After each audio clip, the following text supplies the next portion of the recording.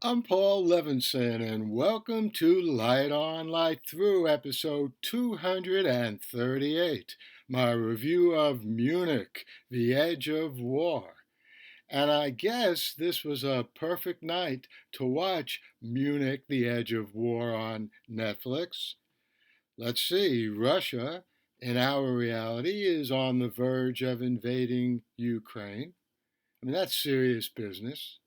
So is the fact that the Trumpists, including Trump himself, have still not been brought to justice for their insurrection and attack on our capital last January 6th. And this movie is based on the novel Munich by Robert Harris. He's the author of the alternate history masterpiece Fatherland, in which Germany won the Second World War. Now, not as much of a masterpiece as Philip K. Dick's The Man in the High Castle, made into an incandescent series on Amazon, for sure. But I'd watch a movie based on a Harris novel anytime. And Munich, The Edge of War is one memorable powerhouse of a movie.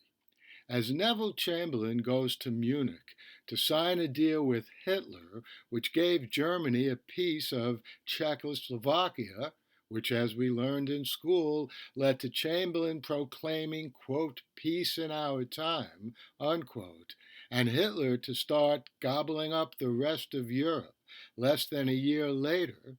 As all of that is about to happen, two young diplomats, a Brit and a German, formerly classmates at Oxford, tried to stop that deal from occurring.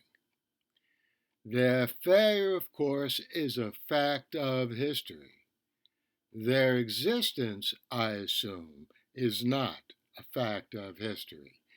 But what I'm not sure about is the way Chamberlain is portrayed in this brilliant film, in which he seems to really know what he's doing, deliberately delaying a hot war with Germany to give Britain and the United States crucial time to build up their forces.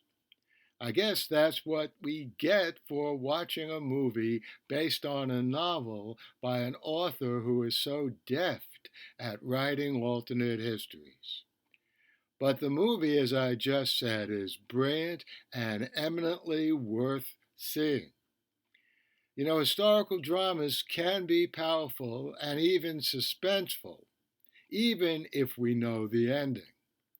As a measure of how good this movie was, I felt bad that these two central characters, the British and German friends, didn't really exist. And that's probably because they are fiction. And where the rise of Hitler is concerned, fiction can often be better than reality. That is, unless we're talking about Fatherland or The Man in the High Castle. And I hope you enjoyed this brief review of Munich, The Edge of War. I highly recommend it. I'll be back here soon with another review. Ozark, the final season, has just gone up on Netflix. Lots of other good things to review and talk about, and I'll soon have that interview I keep telling you about. It's been recorded. It's actually up on my YouTube channel in video form, but I haven't yet had a chance to put it into a good audio file for this podcast. But that will be happening soon. In the meantime, stay safe, stay sound, and enjoy. The Light on Light Through podcast.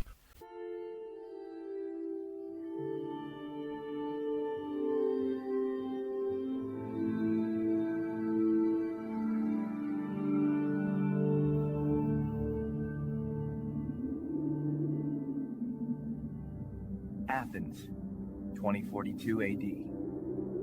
She ripped the paper in half, then ripped the halves, then ripped what was left again into bits and pieces of history that could have been. Sierra Waters had read once that, years ago, it was thought that men made love for the thrill, while women made love for the sense of connection it gave them.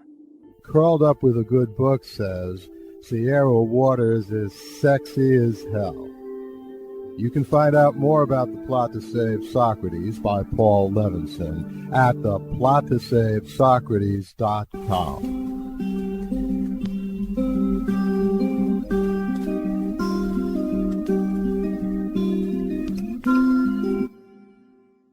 Paul Levinson Silk Code, about an ancient biotech war raging on in secret for centuries.